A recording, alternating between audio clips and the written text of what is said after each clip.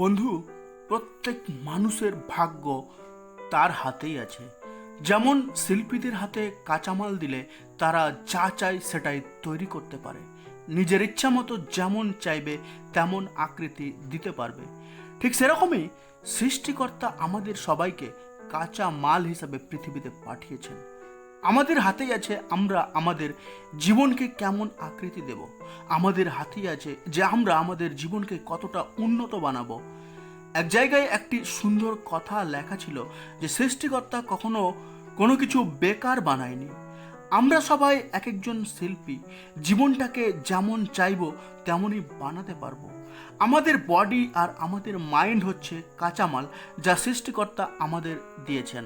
আর এই কাঁচামাল থেকে যা চাইবো তাই বানাতে পারবো, যা চাইবো তাই করতে পারবো। এই পৃথিবীতে এসে সঠিকভাবে বডি আর মাইন্ডের ইউজই না করি তাহলে আমরা কি করলাম? কিভাবে খুঁজবেন নিজের হাই পোটেনশিয়ালকে? কিভাবে নিজের ভয় আর বাহানা থেকে বেরিয়ে আসবেন? কোথা থেকে আসবে ইনফিনাইট এনার্জি কোনো কিছু করার জন্য? দেখেন, প্রথমেই আপনার জীবনের এক লক্ষ্য স্থির করতে হবে, আর সেটা হচ্ছে নিজের জীবনের লক্ষ্য খুঁজে বের করা। যেদিন আপনি আপনার নিজের লক্ষ্য খুঁজে পাবেন সেদিন আপনার এনার্জি এক আলাদা লেভেলে থাকবে। আপনার মাইন্ড আগে থেকে সবই জানে, সে নিজেই সব কিছু করবে, কেবল এক কাজ করতে হবে। কোয়েশ্চেন করেন যে আমার জীবনের লক্ষ্য কি আছে, আমার জন্ম কেন হয়েছে, কি হওয়া উচিত আমার জীবনের লক্ষ্য। যদিও এই বিষয়ে কিছুটা সময় লাগতে পারে, কিন্তু বন্ধু বিশ্বাস করেন আপনাকে জবাব অবশ্যই দেওয়া হবে, আপনি উত্তর অবশ্যই পাবেন। আর যেদিন জবাব পাবেন, যেদিন লক্ষ্য প্রাপ্তির জন্য কমিটেড হয়ে যাবেন যে আমি যে কোনো মূল্য দেওয়ার জন্য তৈরি আছি, তখনই জীবনে বদল আসবে। সবার নজর আপনার প্রতি হবে। বন্ধু, আপনি কি এই জন্য জন্মেছেন যে সকালে উঠবেন আর জানতেই পারবেন না যে আপনি কি করছেন, কেন করছেন, কোথায় যাচ্ছেন?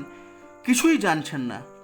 খাওয়া দাওয়া, ঘুমানো, ফোন চালানো, চিন্তা করা, টাইম ওয়েস্ট করা, আর এভাবে দিন শেষ হয়ে যাচ্ছে। এসব যা দুনিয়ার মানুষ করছে আর নিজেকে বরবাদের দিকে নিয়ে যাচ্ছে, সেটাই আমরাও করে যাচ্ছি। বন্ধু, আমরা সবাই মানুষ, আর আমরা পৃথিবীর শ্রেষ্ঠ এক জীব। দুনিয়াতে আমাদের রাজ চলছে, সবার উপরে আমরাই আছি। প্রাণীদের শক্তি তো আছে, কিন্তু বুদ্ধি নেই তাদের, আর বুদ্ধির দ্বারাই আমরা সবার উপরে রাজ করছি। কিন্তু বুদ্ধি থাকা সত্ত্বেও আজ মানুষ প্রাণীর থেকেও নিচে নেমে যাচ্ছে। আমরা জন্ম নেওয়ার পর যদি হাইয়েস্ট পোটেনশিয়াল পর্যন্ত পৌঁছতে না পারি, নিজের ক্ষমতার সঠিক ব্যবহার করতে না পারি, তো জন্ম নেওয়া সার্থক হবে না। জন্ম নেওয়ার পর নিজেকে বৃথা মনে হবে। তাই বন্ধু, নিজের পোটেনশিয়ালিটিকে খুঁজে বের করুন আর সর্বোচ্চ চেষ্টা করে নিজেকে সফল মানুষ হিসাবে তৈরি করুন। Thanks for watching.